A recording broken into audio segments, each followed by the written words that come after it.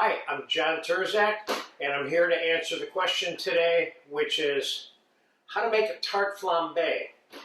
Tart flambée, there's no flames involved in this. This is the name of a tart that goes back to an Alsatian area of where France and Germany meet. This particular preparation goes back to when ovens were first created in France around 12th century.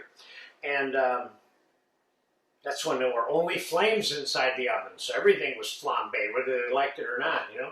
So what I have is some commercial puff pastry that I bought at the supermarket, and that's exactly what it looked like when I came out of the package.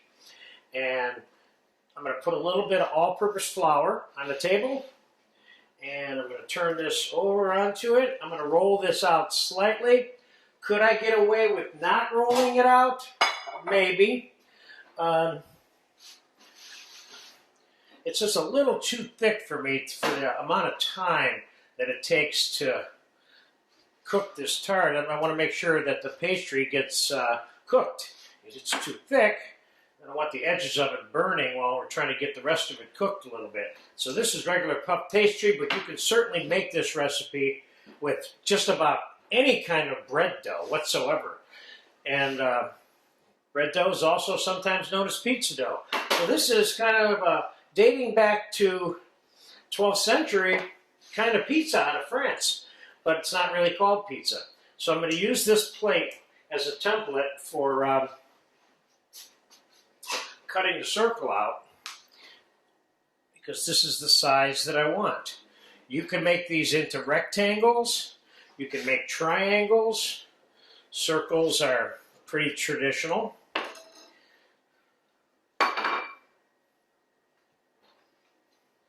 So let's get this up here on the bottom of a quarter sheet pan.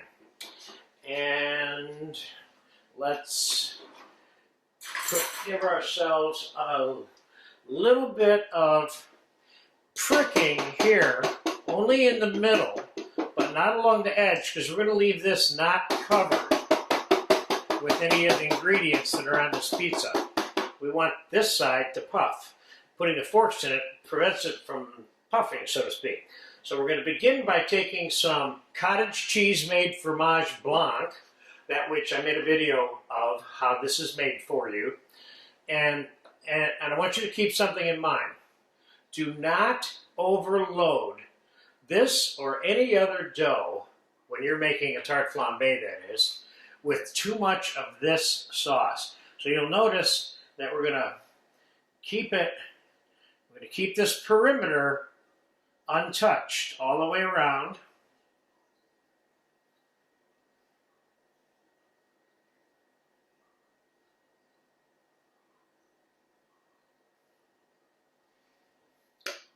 Okay, so now we got that all spread around there the way we want. Another thing you want to keep in mind is don't overload this thing with a bunch of food. This is not per se a pizza. This is kind of like a snacky sort of thing. And that's something you probably would make for a main dish. So the traditional ingredients for the tart flambé are the fromage blanc and a little bit of bacon. Notice I'm just putting a little bit of bacon on there and a little bit of onion. You can cook some of that onion in bacon fat if you want. And a little bit of fresh ground black pepper and a pinch of salt.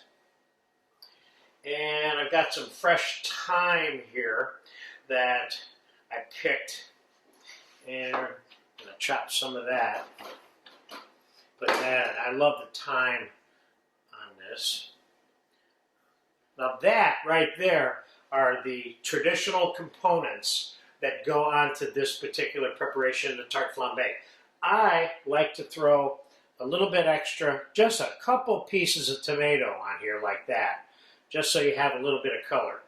The one final thing that I'm going to do is on this edge, because I want it to brown good, is I have an egg yolk and heavy cream mixture here, egg wash if you will, that isn't diluted with water. I want to paint this edge because I want this edge to be nice and brown, which is what it's going to be because of this egg yolk and cream egg wash. And the reason I have this on an upside down sheet pan, as you'll see when I take it out, is because I want to be able to slip my spatula right in here. And sometimes you got this little lip here if you're baking on the inside and you're struggling to get through. So don't be afraid to bake on the upside down flat part of the sheet pan either. So I'm popping this into a 400-degree oven, which is the traditional temperature that most puff pastries, no matter who makes them, is cooked at. I'm going to be back in about 10 minutes when that's done. We're going to take it out and slip it onto a plate. I said 10 minutes. It's been 30 minutes, but I let it cook a little more than you might. Let's get the Tarte Flambée out of the oven. And as you can see,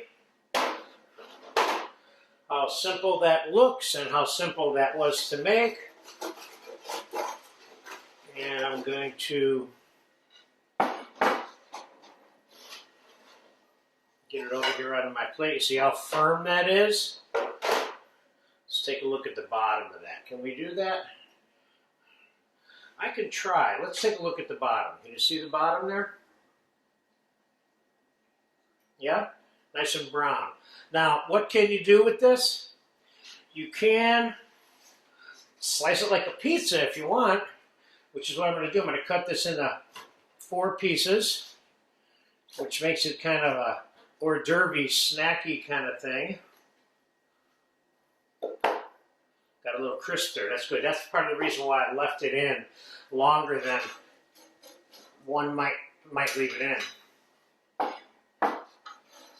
Sometimes it looks like it's done, but the trick is to dehydrate those layers in between. Let's take another look. See how nice and brown that is? Nice, nice, nice. So, how would you serve it? Just like this. The only addition I'm going to make to this is I'm going to put a little squeeze of olive oil on it for fun and a little bit of chopped parsley just to give it some color. So pretty much that's it. There's not too many other things to do to this. The most important thing for you to remember, well, first of all, don't overload it with the par-cooked bacon or the onions because it's just not that kind of a thing. This is not a pizza.